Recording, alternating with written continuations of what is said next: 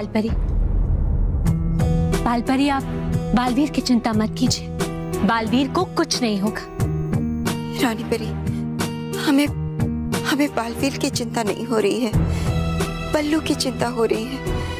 और आज जैसे उस पर वार हुआ है, अब तो हम और भी डर गए हैं। बालपरी, हमने आपसे कहा ना, अब डरने की कोई बात नहीं है।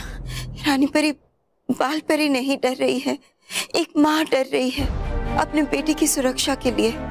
जैसे आज उस पर वार हुआ है, वैसे और भी तो वार हो सकते हैं ना।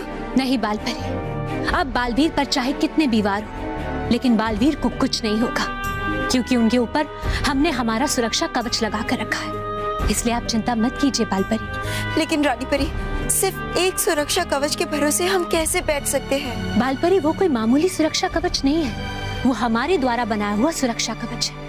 हम पर यकीन कीजिए बालपरी, बालवीर को हम कुछ नहीं होने देंगे। लेकिन हम महाविनाशिनी के छल और बल को अच्छे से जानते हैं रानी परी।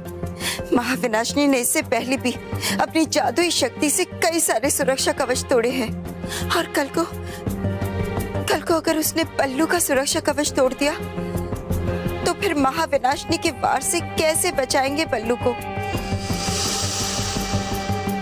यह संभव है बालपरी, क्योंकि बालवीर के सुरक्षा कवच को तोड़ा नहीं जा सकता, बल्कि सिर्फ हटाया जा सकता है।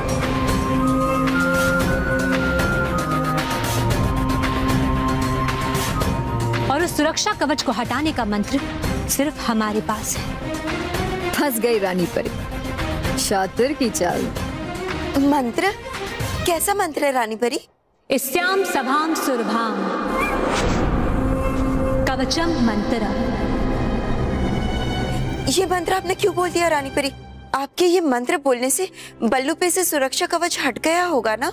नहीं बालपरी, वो सुरक्षा कवच बालवीर के ऊपर से तब तक नहीं हटेगा जब तक बालवीर स्वयं उस मंत्र को नहीं बोलेंगे। और वैसे भी बालपरी, बालवीर को उस मंत्र के बारे में अभी नहीं पता है, और अगर पता चल भी गया तो वो स्वयं उस मंत्र को बोलकर उस सुरक्षा कवच को कभी नहीं हटाएंगे। इसलिए बालपरी, आप निश्चिंत हो जाइए।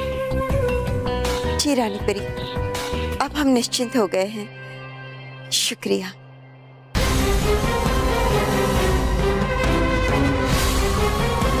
लेकिन अब बल्लू की चिंता जरूर बढ़ जाएगी। शुक्रिया रानी परी, बालवीर को उसके अंत तक पहुंचाने में मेरी मदद करने के लिए। आज खुद ही अपनी सुरक्षा कवच को हटाने का रास्ता दिखा दिया तुमने।